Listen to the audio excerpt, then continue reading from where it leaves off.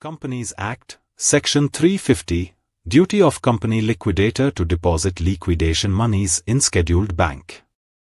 Section 350 of the Companies Act, 2013 lays down a critical fiduciary duty of every company liquidator to ensure that all monies received during the course of liquidation are promptly deposited into a designated bank account. This section is essential for financial integrity, accountability, and safeguarding of liquidation proceeds.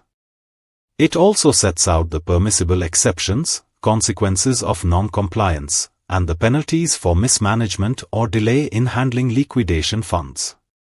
The provision promotes transparency and aims to protect the interests of creditors, contributors, and other stakeholders during the winding-up process.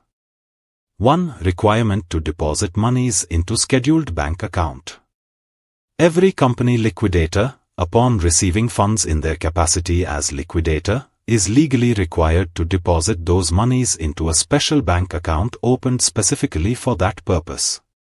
Key provisions. Bank account requirement. The liquidator must open a special bank account in a scheduled bank, which is a bank listed under the second schedule of the Reserve Bank of India Act, 1934. This ensures that the funds are deposited in reliable, regulated financial institutions and are securely held until disbursed. Timing and manner. The manner and time within which these deposits must be made are to be prescribed by the rules framed under the Companies Act, 2013. This could include requirements such as immediate deposit within a specified number of working days, accompanying documentation, example, cash book entries, vouchers, periodic reconciliation and reporting.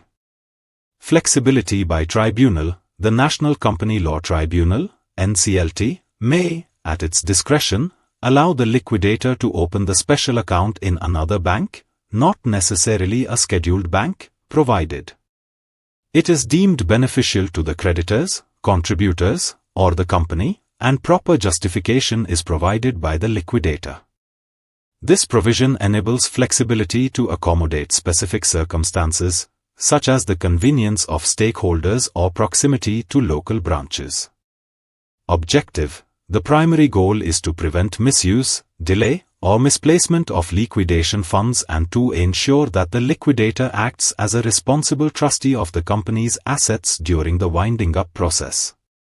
2. Prohibition on retaining excess liquidation funds.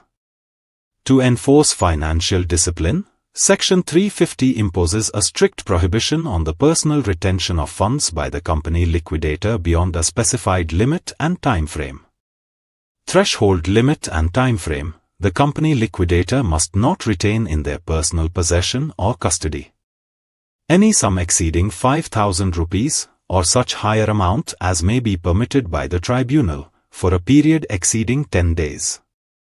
If the liquidator requires a higher retention limit for operational reasons, they must apply to the tribunal for authorization, and such authorization must be granted in writing.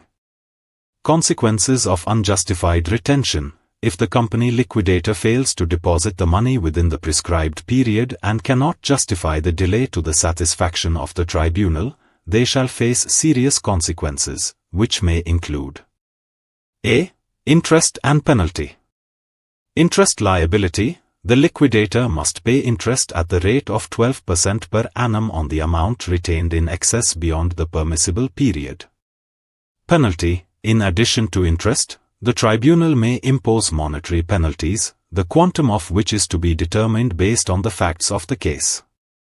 B. Liability for additional expenses. The liquidator will be personally liable for any expenses, losses, or complications arising due to their default in timely depositing the funds.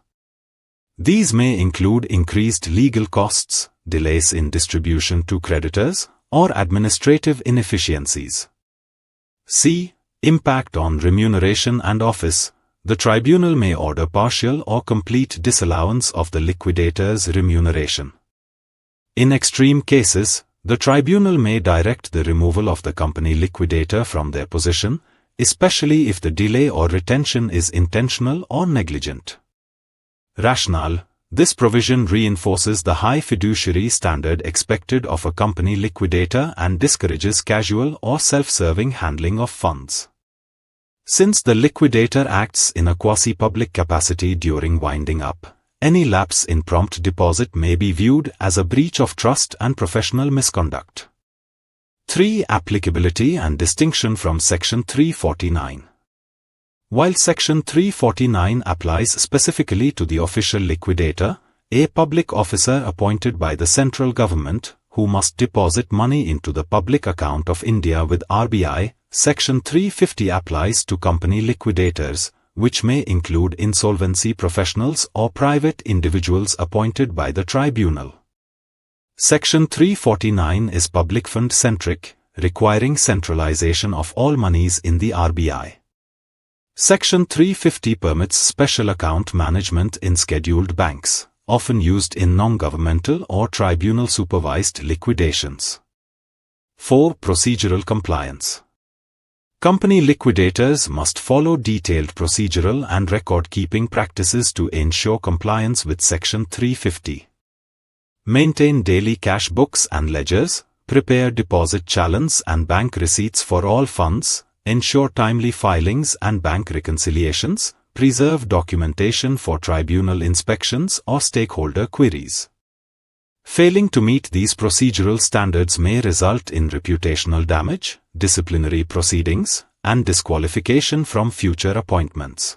For more details, contact us.